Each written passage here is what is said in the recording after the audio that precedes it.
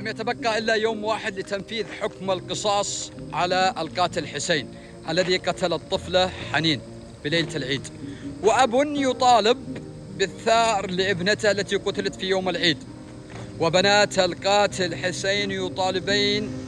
والد الطفلة إبراهيم بالعفو عن والدهن مشتاش يكملين حياتهن أيتام. ورسالة من القاتل نفسه يقول: يا جماعة أنا حصلت، أنا معترف إن أنا غلطت والجريمة جريمة لابستني وينفذ بي حكم الإعدام، ولكن أريد من الشعب أنه يعرف أنه أنا والله العظيم لم أكن بمقصدي أن أقتل الطفلة، ولم أكن أعلم بأن الطفلة داخل السيارة، وكان المقصد أن أرمي على السيارة فقط، ولكن تمالكتني لحظة غضب ولا يفيد الندم. ورسالة إلى والد الطفلة حنين إبراهيم: هذا الشيء من حقه، هذا من حقهم، ولا يمكن لأحد مننا أنه يفرض رأيه عليهم بالتنازل أو العفو إلا إن جاء من طيب خاطرهم،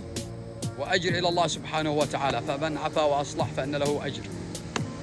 فنتمنى من والدة الطفلة ومن والد الطفلة أن ينظروا إلى القضية مرة ثانية. صح أنه من حقهم، ومن حط نفسه بمكانهم الاثنين، بمكان والد الطفلة أو بمكان القاتل، يشوف أنه ما كانش بينهم أي خصامات ولا كان بينهم أي مشاكل ولا شيء، بس كانت لحظة غضب والسبب حمل السلاح، وما قدرش يمسك نفسه وقت المشكلة ويحصل عين. ولكن إيش، ما يفيدش الندم، يعني الآن ما يفيدش الندم، ولكن نتمنى من الله عز وجل أن ينظر في رأيهم وأن يحلها الله من عنده بما يكتب لهم خير،